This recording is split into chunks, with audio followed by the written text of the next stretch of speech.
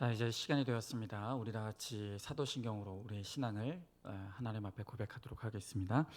전능하사 천지를 만드신 하나님 아버지를 내가 믿사오며 그 외아들 우리 주 예수 그리스도를 믿사오니 이는 성령으로 잉태하사 동정녀 마리아에게 낳으시고 본디오 빌라도에게 고난을 받으사 십자가에 못 박혀 죽으시고 장사한 지 사흘 만에 죽은 자 가운데서 다시 살아나시며 하늘에 오르사 전능하신 하나님 우편에 앉아 계시다가 주로서 산자와 죽은 자를 심판하러 오시리라.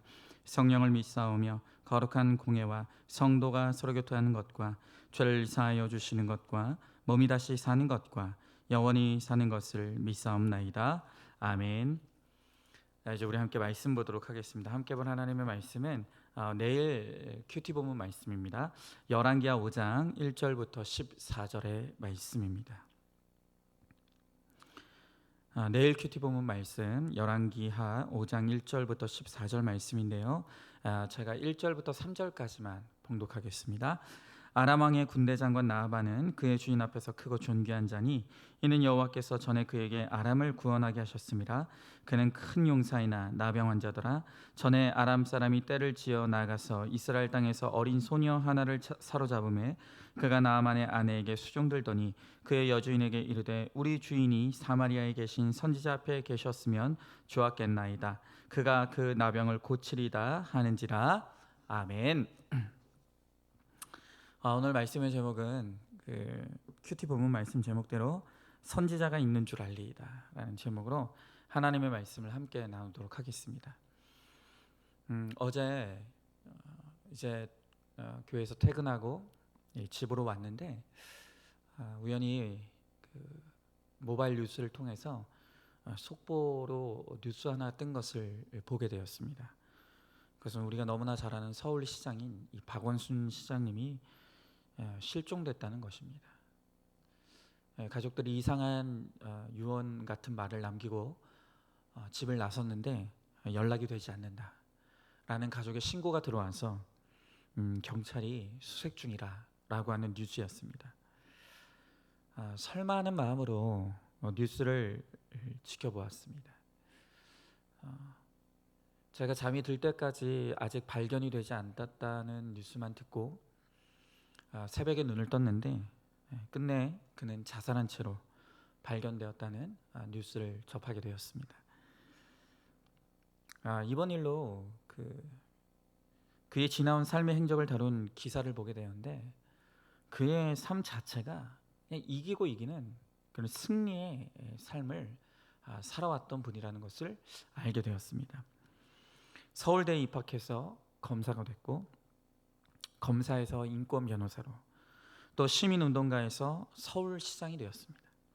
그리고 우리나라 최초로 3선 서울시장에 당선되어서 이제 유력한 대권 주자로서 이 대통령의 꿈을 꾸던 사람이 바로 이 박원순 서울시장님이었습니다. 그런데 그런 그가 자살로 생을 마감하고 말았습니다. 자, 오늘 말씀에 등장하는 이 나아만이라는 사람도 여러 면에서 앞서 언급한 이 박원순 시장님과 비슷한 점이 참 많은 것 같습니다. 그도 대단한 인물이기는 마찬가지죠. 오늘 말씀에 보니까 그는 군대 장관이었다고 합니다. 그리고 크고 존귀한 자였고 큰 용사였다고 합니다. 그런데 그는 나병 환자였다는 거예요. 자, 오늘 우리는 너무나 비슷해 보이는 이 두 인물을 통해서 무엇을 깨달아야 될까요? 오늘 이 말씀을 통해서 갑작스럽게 들려온 유력한 대통령을 꿈꾸는 사람의 이 죽음과 또 나아만이라고 하는 이 사람을 통해서 하나님은 우리들에게 좀 무엇을 말씀하고 싶으실까요? 오늘 그것을 함께 나누길 원하는데요. 첫 번째로 구원만이 전부입니다.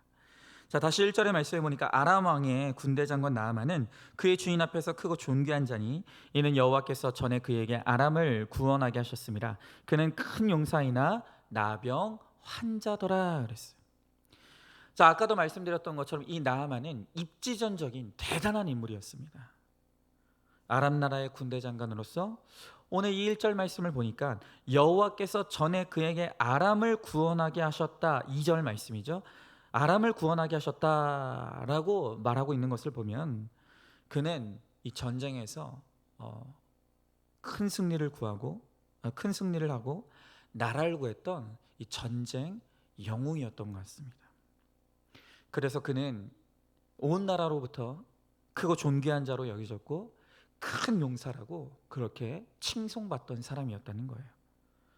자, 그런데 이렇게 겉으로 보면 뭐 하나 부러울 것 없는 너무나 완벽한 삶을 사는 것 같은데 그에게 오늘 문제 하나가 있었죠. 그게 무엇이었습니까? 그가 나병 환자였다는 거예요. 자, 여러분, 나병이 어떤 병입니까? 이 성경에서 이 나병을 여러 군데서 언급하고 있기 때문에 우리는 이 나병이 어떤 병인지를 아마 잘 아실 거예요. 이제 오늘날로는 한센병이라는 이름으로 더 잘 알려져 있는데 지금이야 뭐 치료 방법이 생겼으니까 뭐 크게 문제가 없겠지만 이 당시에는 방법이 없는, 치료할 방법이 없는, 온몸이 썩어 들어가고 신체가 떨어져 나가다가 그렇게 죽음에 이르는 너무너무 끔찍한 불치병이었다는 거예요. 이 병에 걸린 사람이 얼마나 처참한 모습으로 죽어가는 것을 보았으면 많은 사람들은 이 나병이 신의 저주로 인해서 걸리는 병이다, 그렇게 인식했을 정도였다는 것입니다. 여러분, 이 나아만이 군대 장관이었어요.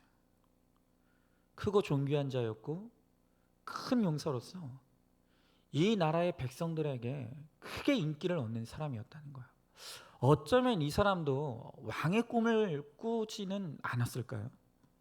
여러분, 그러면 뭐합니까? 나병 환자인데. 오늘 그에게 따라붙는 이 화려한 수식어들이 많이 있지만 그러나 맨 마지막에 소개된 그는 나병 환자라고 하는 이 사실 앞에서 그 앞에 따라붙던 그 모든 화려한 수식어들은 다 빛을 발하고 의미가 없어지는 것이에요. 여러분, 특별히 성경에서 이 나병은 영적인 의미에서 구원받지 못한 사람들의 영적 상태를 가리키는 상징적인 의미로 성경에서는 이 나병이 사용이 돼요. 여러분, 오늘 성경이 이 나만 장군을 우리들에게 보여줌으로써 겉으로 보기에는 무엇 하나 부족할 것 없는 너무나 완벽한 삶을 살아가지만 그러나 나병 환자더라 라고 하는 이 나만 장군을 통해서 우리들에게 전하고 싶은 핵심 메시지가 무엇이겠습니까? 그것은 구원만이 전부라는 사실이에요. 구원이 아니면 이 세상에 그 어떤 대단한 자랑거리와 어떤 대단한 업적이 있다 할지라도 그것이 아무 의미가 없더라는 것입니다. 여러분, 오늘 이 박원순 시장님도 마찬가지예요. 근데 타고난 똑똑함을 가지고 우리나라에서 누구도 해본 적이 없는 3선 서울시장을 연임하고 유력하게 대통령을 꿈꾸던 그야말로 오늘 말씀대로 큰 용사이고 크고 존귀한 자였어요. 그런데 이 나오는 여러 보도들을 듣다 보니까 이분에게 사람들이 전혀 눈치채지 못했던 아주 큰 문제가 있었던 것을 우리가 보게 되는 거예요. 누구에게도 말하지 못할 죄의 문제가 있었던 것입니다. 그리고 그렇게 큰 용사로 살아오던 그가 이 죄의 문제가 해결이 안 되고 해석이 안 되니 그만 죽음을 선택하고 말았다는 것입니다. 오늘 성경의 표현을 빌리자면 결국 그도 나병 환자였던 거예요. 아무리 대단한 인생을 살았고 아무리 대단한 업적을 가지고 많은 사람들에게 칭송받았지만 그러나 아무도 알지 못하는 그의 영혼은 철저한 나병 환자의 삶을 살아가고 있었던 것입니다. 여러분, 이러한 사실 앞에서 나병 환자라고 하는 이 사실 앞에서 도대체 그가 쌓아온 업적과 그리고 커리어와 또 수많은 수식어들이 도대체 무슨 의미가 있느냐는 거예요. 여러분, 오늘 한번 우리를 한번 돌아보자고요. 오늘 우리가 자랑 삼는 것이 무엇입니까? 여전히 우리의 자랑은 지극히 세상적이고 인간적인 것에만 초점이 맞춰져 있지는 않습니까? 나는 내 배우자가 직장에서 승승장구하는 것이 나의 자랑입니까? 내 자녀가 똑똑하여 공부 잘하는 것만이 내 인생의 자랑은 아니냐는 것이. 그러나 어떤 자랑이 됐던 간에 우리 믿음의 사람들이 물어야 될 것은 딱 하나밖에 없어요. 그것이 무엇입니까? 구원 받았습니까? 그래서 구원 받았습니까? 그가 세상에서 어떤 사람이건, 얼마나 똑똑하고 얼마나 많은 일을 하건, 우리가 물을 것은, 우리가 가져야 될 유일한 관심과 초점은 그가 구원받았는가 하는 것이에요. 그런데 이에 대해 아무 대답도 할 수 없다고 한다면, 내 남편이 구원받았습니까? 내 아내가 구원받았습니까? 그렇게 잘나고 똑똑하고 착한 내 아들, 내 딸 구원받았습니까? 오늘 이 물음에 우리가 아무 대답도 할 수 없다고 한다면 결국 내 배우자, 내 자녀가 나병 환자라는 것을 우리는 깨달아야 돼요. 그리고 그 사실 앞에서 내가 자랑하는 모든 것들은 아무 의미가 없다는 것입니다. 질문해 보세요. 지금 내 배우자와 자식에 대한 나의 자랑거리는 무엇입니까? 내가 자랑하는 내 가족과 식구들은 구원받았습니까? 구원받지 못한 내 가족과 식구가 결국 영적 나병 환자라는 것을 알고 있습니까? 자, 오늘 2절 3절의 말씀에 전에 아람 사람이 떼를 지어 나가서 이스라엘 땅에서 어린 소녀 하나를 사로잡으며 그가 나아만의 아내에게 수종들더니 그의 여주인에게 이르되 우리 주인이 사마리아에 계신 선지자 앞에 계셨으면 좋겠나이다. 그가 그 나병을 고치리이다 하신지라 그랬어요. 자, 이렇게 군대 장관이고 크고 존귀한 자이며 큰 용사인 이 나아만에게 이 나병의 문제가 해결이 안 돼. 해석이 안 돼. 그가 가진 능력으로는 이것이 해석도 안 되고 해결이 안 되는 거예요. 그런데 오늘 이 나아만의 이 문제를 해결해 줄 한 사람이 등장해요. 그가 누구입니까? 바로 이 집의 노예로 잡혀와 시종되는 어린 소녀였어요. 아무도 주목하지 않는 무시당하는 시종, 그것도 어린 소녀에 불과한 이 사람이었지만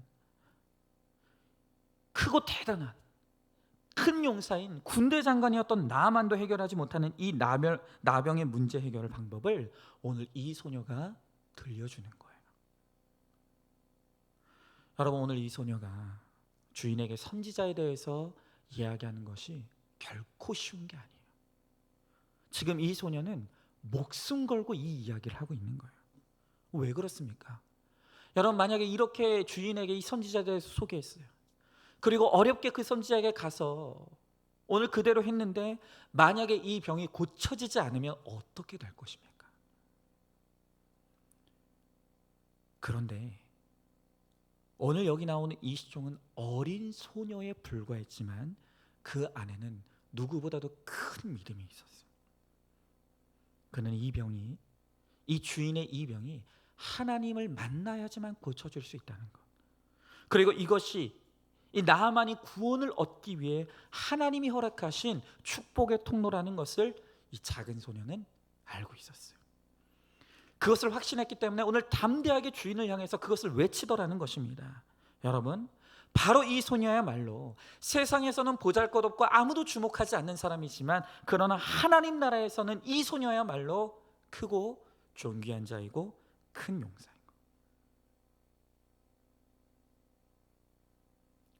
오늘 비록 작은 소녀에 불과하지만 그 안에 있는 그 큰 믿음이 그로 하여금 하나님 나라의 크고 존귀한 자가 되게 하고 큰 용사가 되게 하는 거예요. 여러분은 내 자녀가 누가 되었으면 좋겠습니까? 오늘 이 세상에서 크고 존귀한 자라, 큰 용사라 불리우는 이 나만이 되기를 바라십니까? 아니면 이 세상에서는 보잘것없고 아무도 주목하지 않지만 그러나 하나님 나라에서 하나님이 인정하는 크고 존귀한 자, 큰 용사, 내 자녀가 이 소녀와 같이 되기를 원하십니까? 여러분, 내가 원하는 것이 바로 내 믿음의 진정성이에요. 자, 오늘 두 번째로 오늘 이 말씀을 통해서 우리가 깨달아야 할 것은 사람은 하나님이 될 수가 없다라는 거예요. 자, 오늘 5절 말씀이요. 나만이 들어가서 그의 주인께 아뢰어 이르되 이스라엘 땅에서 온 소녀의 말이 이러하다이다 하니 아람 왕이 이르되 갈지어다. 이제 내가 이스라엘 왕에게 글을 보내리라 하더라. 나만이 곧 떠날 새 은 10달란트와 금 6,000개와 의복 10벌을 가지고 가서 그랬어요. 자, 어린 소녀로부터 선지자의 소식을 들은 나만은 즉시 왕에게 찾아갑니다. 그리고 자신을 그 이스라엘의 선지자에게 갈 수 있도록 해달라고 간청합니다. 여러분, 저는 이 나아만의 모습을 보면서 뭘 깨닫냐면 이런 사람이 구원받으려면 이 정도 고난이 아니면 안 되는구나. 이렇게 정말 죽을 것 같은 고난이 아니면 그 한 사람이 말씀이 들리는 것이 안 되는 것이구나. 여러분, 이 나병은 나아만에게 엄청나게 큰 고통을 주었어요. 그에게 너무나 화려한 수식어들이 붙어 있었지만 그 의미가 아무 의미가 없을 만큼 이 나병이라는 것은 오늘 이 나아만의 인생을 송두린 채 집어삼키는 너무나 큰 고통이었다는 거예요. 그런데 역설적인 게 무엇입니까? 무엇으로 봐도 하나님을 찾지 않을 사람이에요. 하나님이 필요가 없는 사람이에요. 그런데 이 나병스러운 고통이 그로 하여금 말씀이 들리는 통로의 역할을 하더라는 거예요. 그것도 이스라엘에서 납치되어 어린 소녀에 불과한 이 시종이 하는 말에 그가 귀를 기울이더라는 거예요. 여러분, 생각해 보자고요. 만약 이 나아만에게 나병이 없었다면, 아니 나병은 아니더라도 그보다 조금이라도 덜한 병이 있었다라고 한다면 이 나아만의 귀에 어린 시종의 이야기가 들렸을까요? 절대로 그럴 리가 없죠.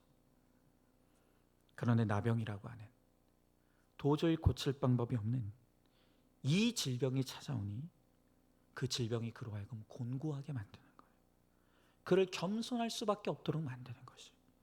그래서 어린 아이의 입을 통해서 들려오는 말씀도 나팔 소리처럼 들리게 만들어 주더라는 거예요. 여러분, 정말 이 나아만을 보면 한 사람에게 말씀이 들리는 은혜가 임하기 위해서는 적당한 고난으로는 되지 않는 거예요. 이 나아만처럼 정말 내가 살지 못해 죽는다고 느낄 만큼 정말로 죽을 것 같은 고난이 아니면 사람이 깨지질 않는 거예요. 그러므로 이 나아만에게 구원을 위해서는 반드시 이 나병이라야만 하는 거예요. 나병은 반드시 있어야 될 일인 거예요. 조금이라도 덜 아프고 덜 힘든, 그리고 조금이라도 치료 방법이 있었다라고 한다면 이 나아만은 절대 하나님을 찾지 않아요. 여러분, 모든 사람에게는 다 각자의 고난의 양이 있어요. 그 고난의 양이 차기까지는 말씀이 들리지 않아요. 깨지질 않는 거예요. 그러나 오늘 하나님께서 그 사람을 구원하시기로 작정하셨다면, 그래서 하나님께서 그를 위해서 하시는 일들을 통해 그의 고난이 양이 차면, 그러면 그때 하나님의 말씀이 나팔 소리처럼 들리는 은혜가 임하게 된다는 것입니다. 여러분, 이 고난은 구원에 있어서 필수 코스예요. 그러므로 여러분이 정말로 가정의 구원을 원한다, 내가 사랑하는 내 식구들과 가족들의 구원을 간절히 원한다라고 한다면 하나님 구원을 위한 고난을 허락해달라고, 오늘 고난을 통해서라도 내 가족들에게 말씀이 나팔소리처럼 들리는 이 나아만의 은혜가 임할 수 있게 해달라고, 그것을 위해서 반드시 기도해야 되는 거예요. 자, 오늘 6절 7절의 말씀에 보니까 이스라엘 왕에게 그 글을 전하니 일러스되 내가 내 신하 나아만을 당신에게 보내어 이 글이 당신에게 이르거든 당신은 그의 나병을 고쳐주소서 하였더라. 이스라엘 왕이 그 글을 읽고 자기 옷을 찢으며 이르되 내가 사람을 죽이고 살리는 하나님이냐? 그가 어찌하여 사람을 내게로 보내 그의 나병을 고치려 하느냐? 너희는 깊이 생각하고 저 왕이 틈을 타서 나와 더불어 시비하려 함인 줄을 알라 하니라 그랬어요. 자, 드디어 이 나아만이 왕의 친서를 가지고 이스라엘의 왕 앞으로 갑니다. 그런데 이 아람 왕이 보낸 편지를 읽은 이 이스라엘 왕의 반응이 너무 재미있어요. 오늘 말씀해 보니까 아람 왕의 편지에는 뭐라고 적혀 있었냐면 당신이 그의 나병을 고쳐달라고 적혀져 있었어요. 여러분, 그런데 이 표현은 정말로 이 왕에게 병을 고쳐달라는 말이 아니라 이 나라의 선지자에게 우리의 신하가 갈 수 있도록 허락해달라는 예의의 표현일 뿐이죠. 그러나 이 북이스라엘 왕은 이 편지의 내용을 문자적으로만 해석했어요. 그리고 자신에게 병을 고쳐달라고 착각하고 자신이 할 수 없는 일을 요청하는 이 왕의 편지를 읽고서는 지금 이 말도 안 되는 요청을 빌미로 해서 우리나라를 침략하려고 하는 것이다. 두려움에 사로잡히는 거예요. 그러면서 오늘 이 이스라엘 왕이 불평하는 것이 무엇입니까? 이렇게 이야기하는 거예요. 내가 사람을 죽고 살리는 하나님이냐? 왜 나보고 나병을 고쳐달라고 하느냐? 내가 사람을 죽고 살리는 하나님이냐? 여러분, 이 말을 듣고 보면 이 이스라엘 왕이 되게 믿음 좋은 사람인 것 같죠. 그러나 하지만 지금 이 말을 하고 있는 북이스라엘의 여호람 왕은 그 선대 왕들과 똑같이 악한 왕이었어요. 전혀 하나님을 찾지도 부르지도 믿지도 않는 사람이었다는 거예요. 그런데 그도 부지불식간에 이 믿음의 고백을 내뱉고 있는 거예요. 위기의 때가 되니까 여러분 그렇잖아요. 뭐 우스갯소리지만 불교 스님도 물에 빠지면 아이고 하나님 살려주세요 그런다고 하잖아요. 마찬가지로 그에게 믿음이 없었지만 부지불식간에 이 위기의 상황이 찾아오자 내가 하나님이냐, 내가 어떻게 고칠 수 있느냐, 믿음의 고백을 내뱉더라는 거예요. 그렇습니다. 비록 그가 믿음 없이 한 고백이지만 오늘 이 이스라엘 왕이 그의 입술을 통해서 하는 이 고백은 참으로 진리예요. 내가 사람을 죽고 살리는 하나님이냐. 여러분, 인간 중에 누구도 다른 사람을 구원할 수 있는 능력이 없어요. 사람은 사람이지 하나님이 될 수가 없다는 거예요. 하나님만이 우리의 죽고 사는 문제를 결정하시는 거예요. 그런데 우리는 얼마나 어리석은지 위기의 때, 정말로 하나님을 찾을 위기의 때는 정작 문제 해결자이신 하나님을 찾지 않으면서 절대로 하나님이 될 수 없는 사람을 찾아 헤매는 거예요. 여러분, 이것이 얼마나 어리석은 일입니까? 어쩌면 이 나아만도 나병이 찾아오기 전까지는 자신이 신이라고 생각했을지도 몰라요. 전쟁의 신, 내가 나라를 구원했다라고 하는 내가 구원자, 메시아로 자신을 착각했을 수도 있어요. 그러나 나병에 걸려서 인생의 한계를 경험하고 만나게 되니까 그제서야 이 나아만이 깨닫게 되는 것이 무엇입니까? 자신은 하나님이 아니라 하나님이 필요한 존재라는 것을 깨닫는 거예요. 다시요, 우리는 하나님이 아니에요. 모든 인간은 하나님이 필요한 존재일 뿐이에요. 저는 이 박원순 시장이 너무 가슴이 아파요. 이제껏 이기고 이기는 전쟁만 하다가 처음으로 그의 인생에 감당할 수 없는 문제를 만났어요. 그런데 그의 옆에 이 작은 소녀와 같은 문제를 해석해 줄 그 믿음의 사람이 있었다라고 한다면, 그래서 이 죽을 것 같은 인생의 위기 앞에서 그가 회개를 선택했다라고 한다면 그는 이 사건을 통해 구원의 큰 기쁨을 경험하게 됐을 거예요. 그런데 그를 보니 죽는 것보다 어려운 것이 바로 회개라는 것이 깨달아져요. 죽는 것보다 어려운 것이 한 사람의 회개예요. 여러분, 정말 우리는 감사해야 돼요. 이렇게 대단한 사람도 회개가 되지 않아서 죽는 마당에 우리가 뭐라고 그 죽는 것보다 어려운 회개가 이루어져서 우리가 구원받게 됐으니 우리가 얼마나 대단한 존재입니까? 우리가 얼마나 하나님의 큰 은혜를 누리는 사람들입니까?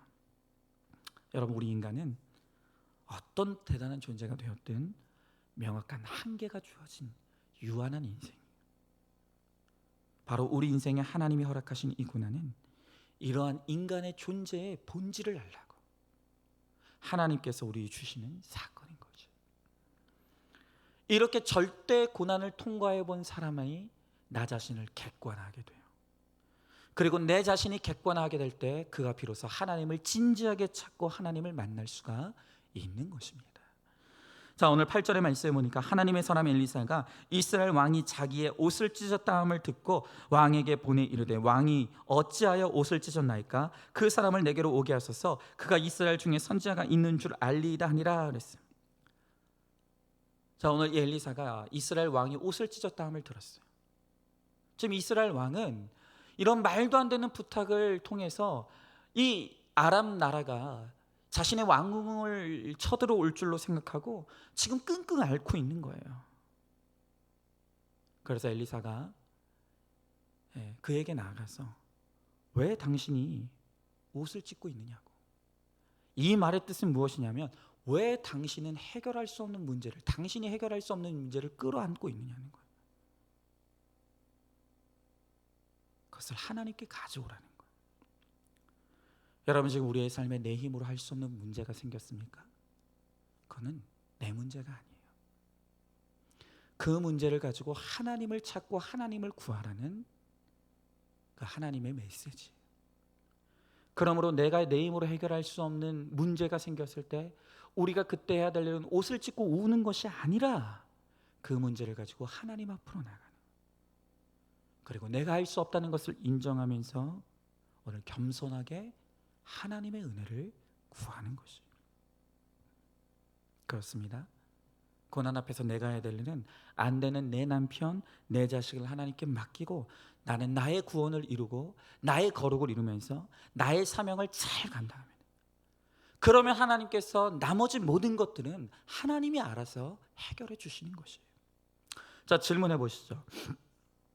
내 인생의 조금의 성공과 성취가 나로 하여금 내가 하나님이라고 착각하게 만들고 있지는 않습니까?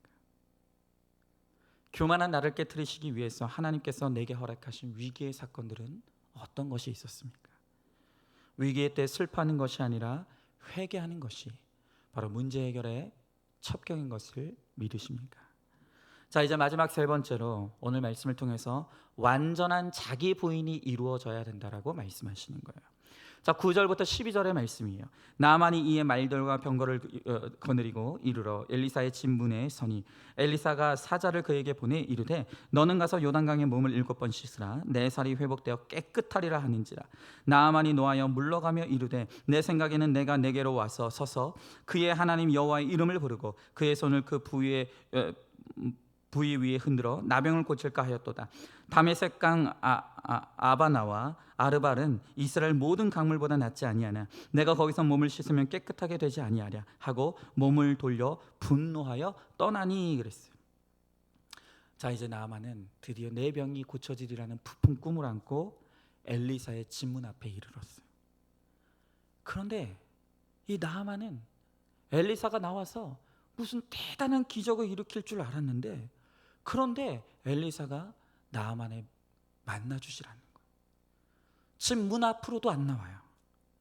대신에 그의 사자를 보내어서 말하기를 요단강으로 가서 몸을 7번 씻으면 당신이 나을 것이다 라고 말을 하는 거예요. 자, 이때 나아만이 분노했다고 합니다. 아마도 이 나아만이 분노한 것은 이 자신의 자존심을 건드렸기 때문일 거예요. 비록 내가 나병에 걸려서 내 병을 고치러 왔지만 이래봬도 내가 군대 장관이야. 내가 내 나라에서는 크고 존귀한 자야. 내가 큰 용사야. 그런데 나를 무시해? 여러분, 결국 남자는요 곧 죽어도 자존심이에요.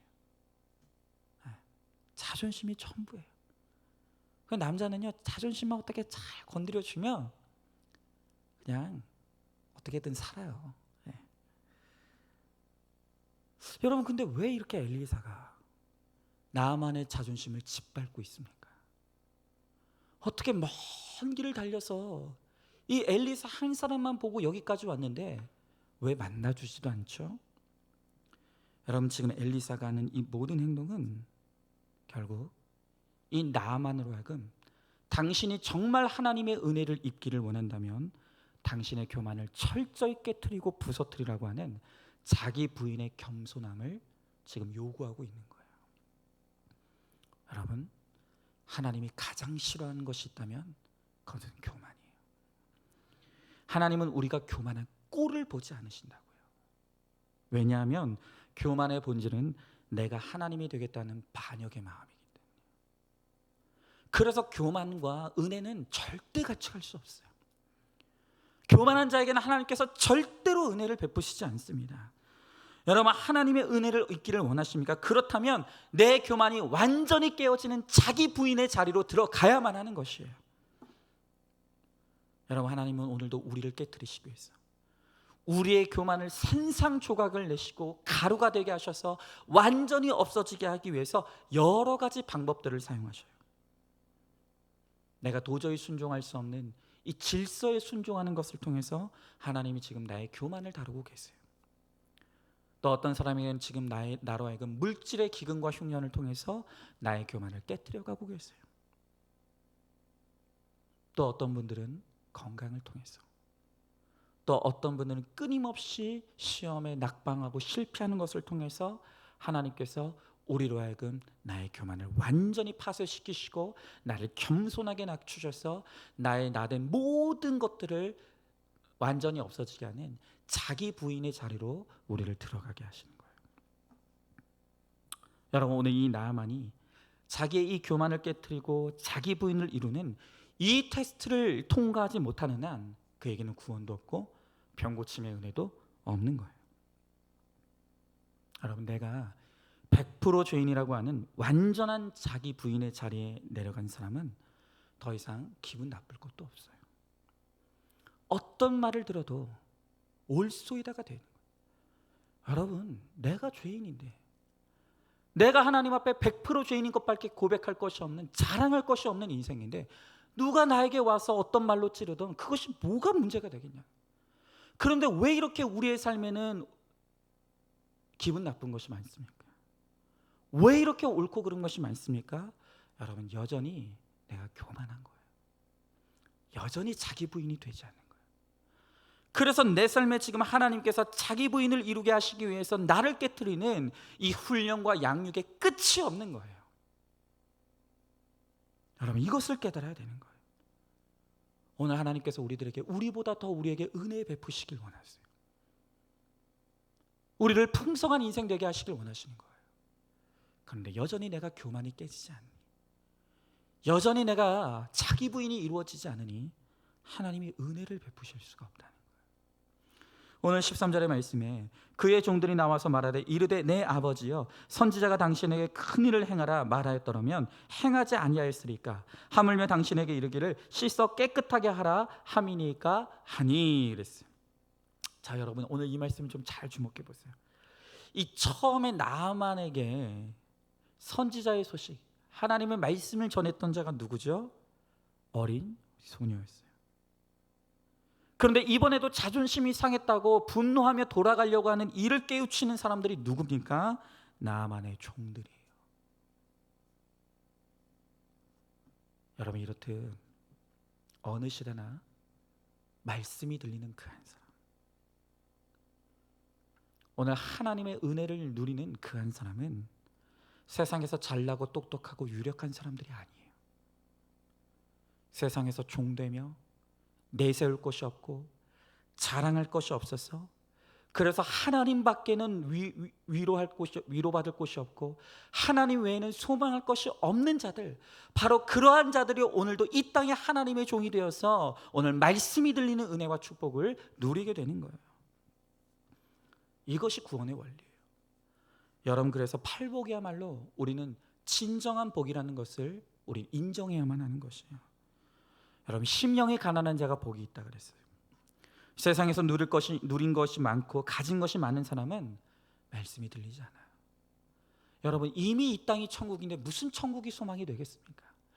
이미 내가 이 땅에서 할 수 있는 것이 많고 내게 능력이 많은데 무슨 그렇게 하나님이 필요하겠어요?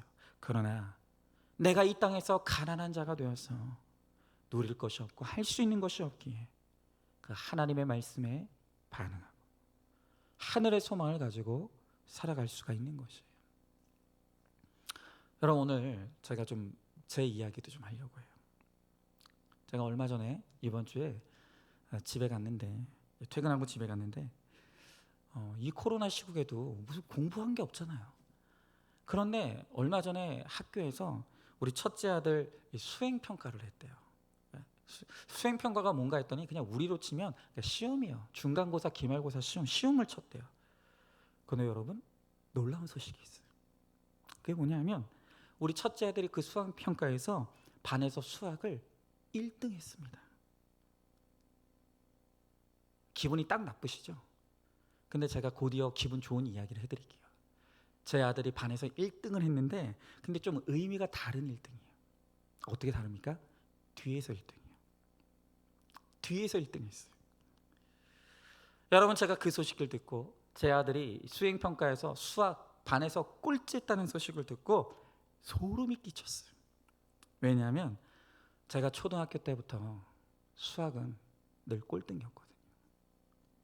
야, 정말 자식이 곧 나라더니 제 인생의 과거를 숨기고 싶고 속이고 싶어도 제 아들이 너무 정확하게 드러내주니까 제가 과거를 숨길 수가 없어요. 여러분 저도 꼴등이었어요. 그런데 제가 그 소식을 듣고 하나님 앞에 감사했어요. 정말로 감사했습니다. 여러분 물론 저는 제 아이가 이 하나님이 허락하신 학생의 때에 최선을 다할 수 있도록 열심히 공부할 수 있도록 최선을 다해서 지도하고 가르칠 것이에요. 여러분 물론 하나님께서 제 아들 통해서 뜻하시는 바가 있으면 얼마든지 1등 되게 하실 수도 있어요. 저는 그것이 나쁘다, 옳고 그러다 그 말을 하고 싶은 게 아니에요. 그러나 제가 제 아들이 꼴등했다는 소식에 대해서도 감사할 수 있는 것은 오늘 이 나만처럼 세상에서 으뜸되고 1등 되는 인생이 되고 세상으로부터 큰 자라 존귀한 자라 큰 용사라 일컬음을 받는 칭찬받는 제 아들이 그런 사람이 된다면 과연 제 아들이 구원에 관심을 가질까요? 과연 구원에 관심이 있겠냐는 거예요. 저는 너무너무 힘들 것 같아요. 저는 하나님께서 저의 아들로 하여금 인생의 꼴찌를 경험하게 하시는 것이 오늘 어린 나이부터 이 땅에서 겸손을 배우라고 하나님 나라를 소망하라고 비록 이 땅에서는 내가 으뜸되지 못하고 1등 되지 못하지만 하늘의 소망을 품고 하나님 나라의 으뜸 하나님 나라의 1등 되라고 세상의 야망이 아닌 하늘나라의 소망을 품고 살아가라고 주신 하나님의 은혜의 사건인 것을 저는 믿어요. 저는 그것이 믿어져요. 그리고 무엇보다 저는 제 자녀를 말씀으로 어릴 때부터 구원의 가치관을 철저히 심어주어서 제 자녀들이 하나님의 자녀로만 잘 양육된다면 하나님께서 하나님이 원하시는 곳에 하나님의 뜻대로 하나님 나라의 크고 존귀한 자 하나님 나라의 큰 용사로 반드시 제 자녀들을 사용해 주실 것을 믿어 의심치가 않아요. 그래서 이번 주에 맥주 감사 주일 아닙니까? 그래서 제가 맥주 감사 헌금도 하지만 제가 이번에 꼴찌 감사 헌금을 부채 떨감 아니니까 우리는 붙으면 회개 떨어지면 감사. 저는 그 적용으로 1등 했으면 회개하려고 했는데 꼴등 했으니 감사하려고 감사헌금 드리려고 합니다. 여러분 제가 제 아내와 함께 그 꼴찌한 사건을 함께 나누면서 오늘 이러한 말씀의 해석을 함께 나누었어요. 여보, 나는 내 아들이 어린 나이부터 꼴찌를 경험한 것이 감사하다. 이 사건으로 하여금 이 아이가 겸손하게 할 것이고 이 환경 때문에라도 이 아이가 세상에서 유력한 야망을 꿈꾸는 것이 아니라 하나님의 나라를 꿈꾸게 될 것을 나는 믿는다. 우리 감사하자. 정말 우리가 그날 하나님께 감사했어요. 그런데 그렇게 감사했더니 또 하나님께서 얼마나 은혜를 주시던지요. 얼마 전에 또 아이한테 아이 그 반 선생님한테 전화가 왔어요. 그러면서 저희는 부탁한 적도 없는데 그 선생님께서 저에게 말씀하시기를 지금 코로나 기간이기도 하고 하니까 일주일에 한 번만 학교 나가니까 선생님께서 우리 아이 학교 나오는 그날 수업 끝나고 나면 이 아이가 수학을 포기하지 않도록 자신이 1대1로 이 아이를 좀 봐주겠다. 저희는 부탁한 적이 없어요. 전혀 부탁한 적이 없어요. 그런데 이 선생님이 연락이 와서는 이 아이가 수학을 포기하지 않도록 내가 1대1로 한번 지도를 해보겠다고 그렇게 말씀을 해주시는 거예요. 여러분, 큰 돈 들여서 과외하는 마당에 국가에서 인증한 이렇게 대단한 인재이신 선생님이 제 아들을 맡아서 이렇게 공부시켜주겠다고 하니 꼴찌도 할만하잖아요. 할만하잖아요. 이게 하나님의 은혜인 거예요. 이게 하나님의 은혜. 여러분, 마지막 14절 15절 말씀을 보니까 나만이 이에 내려가서 하나님의 사람의 말대로 요단강에 7번 몸을 잠그니 그의 살이 어린 아이의 살같이 회복되어 깨끗하게 되었더라. 나아만이 모든 군대와 함께 하나님의 사람에게 돌아와서 그의 앞에 서서 이르되 내가 이제 이스라엘 외에는 온 천하에 신이 없는 줄 아나이다. 청하건대 당신의 중에서 예물을 받으소서 하니 그랬어요. 여러분, 요단강에 7번 물을 잠그는 것 그 자체의 행위가 중요한 것이 아니에요. 오늘 말씀대로 하나님의 말씀대로 순종하는 그 순종의 행위가 하나님을 기쁘시게 하는 거예요. 여러분, 우리가 믿음으로 말씀에 순종하고 공동체의 질서에 순종하는 그 순종 자체를 하나님이 귀히 여기세요. 여러분, 이제 우리가 구속사의 복음 안에서 이제 어떤 일이 있을 때 내 마음대로 하는 것이 아니라 말씀에 묻고 말씀으로 깨닫지 못할 때에는 공동체에 묻고 질서에 순종하여서 그렇게 믿음의 선택을 해가는 것이 이제 우리의 믿음의 원칙이에요. 여러분, 그러나 우리가 그렇게 해야 되는 것이 이 공동체에 무슨 대단한 정답이 있기 때문이 아니에요. 함께 같은 말씀으로 묻고 가는 우리 공동체에 함께 우리가 겸손하게 묻는 이 모든 과정들이 바로 하나님을 기쁘시게 하는 순종의 모습이라는 거예요. 그 자체를 하나님이 기뻐하시는 거예요. 그리고 그 순종의 모습을 통해서 비록 우리의 선택이 연약할지라도 또 우리의 생각이 연약할지라도 그것을 합력하여 선을 이루시는 하나님의 은혜를 순종하는 자들에게 베풀어 주신다는 것입니다. 여러분, 하나님이 기뻐하시는 사람은 자기 부인을 하는 사람이에요. 내가 100% 죄인인 것을 고백하며 십자가 위에서 이제 나는 죽고 오직 예수로만 살아가는 철저하게 자기 부인이 이루어지는 사람, 바로 그에게 하나님은 나만의 은혜를 베풀어 주시는 거예요. 오늘 이것을 알고 우리가 정말로 하나님 앞에서 우리가 구할 것은 하나님의 은혜밖에 없다는 것을, 우리는 절대 하나님이 될 수 없으며 또한 내 자신을 철저히 깨트려 겸손의 자리로 나아갈 때 하나님께서 우리를 고쳐주시고 또 우리를 구원해 주시는, 그리고 우리의 인생 가운데 함께 해 주시는 하나님의 은혜를 베풀어 주심을 믿고 오늘도 그렇게 하나님의 은혜로 살아가길 원해요. 질문해 봅니다. 나는 무슨 말을 들어도 옳소이다가 됩니까? 말씀의 순종, 질서의 순종, 공동체의 순종으로 자기 부인을 이루어가고 있습니까? 죽는 것이 사는 기름을 믿고 오늘도 내가 죽는 적용이 무엇인지 고민해 보시고 적용해 보시기 바랍니다. 말씀을 마칩니다. 오늘 우리는 한 사람의 유력한 정치인이 자신의 고난을 해석하지 못해 죽음에 이르는 너무나 안타까운 소식을 들어요. 또한 이 나아만도 크고 존귀한 자이며 큰 용사라 일컬음을 받았지만 나병이 해결되지 않아 죽음의 고통을 안고 살아가는 오늘 이 모습을 봅니다. 오늘 이것을 통해서 주님은 우리들에게 구원만이 전부임을 말씀하세요. 사람은 하나님이 될 수 없다는 것을 깨닫고 인정하라고 말씀하십니다.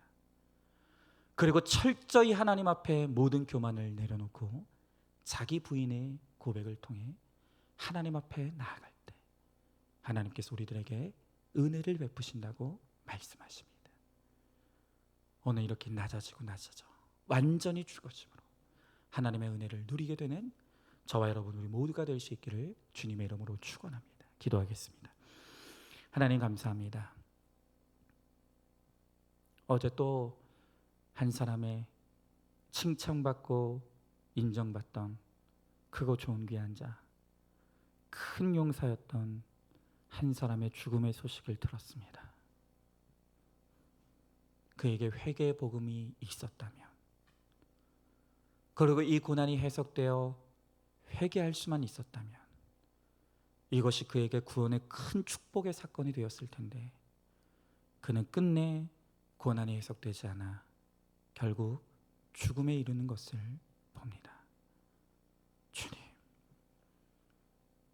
여전히 우리의 인생의 목적이 변화되지 못하고 우리의 자랑이 변화되지 못하여 여전히 이 땅에서 우리의 자랑거리를 찾고 이 땅에서 크고 존귀한 자, 큰 용사로 불려지기를 소망하며 땅의 야망만을 쫓는 우리의 모습이 있음을 이 시간 회개합니다. 하나님, 그 모든 것들은 하나님이 불어가시면 오늘이라도 없어질 것이며, 또한 내 인생의 종말의 때가 오면 아무것도 자랑거리가 될 것이 없는 것임을 주님 깨달으라고 말씀하십니다.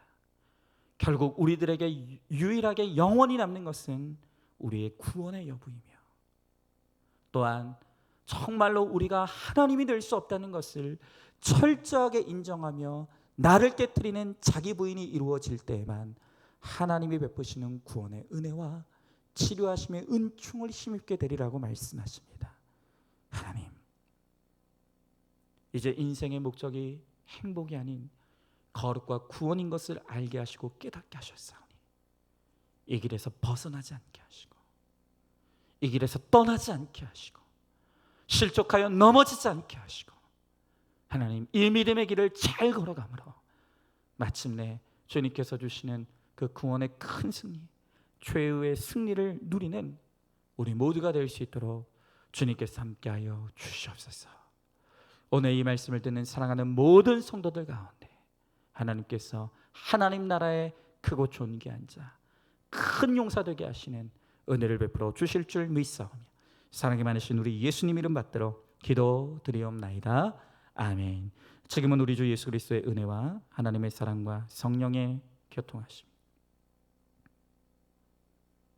이제 하나님 앞에서 구원이 전부임을 깨닫고 나의 모든 헛된 자랑을 내려놓고 나를 철저히 깨트리는 자기 부인이 이루어지므로 나를 통해 넘치는 하나님의 은혜로 채워지는 인생이 되기를 소망하는 사랑하는 모든 성도들 머리 위에 이제로부터 영원토록 함께 계실지어다.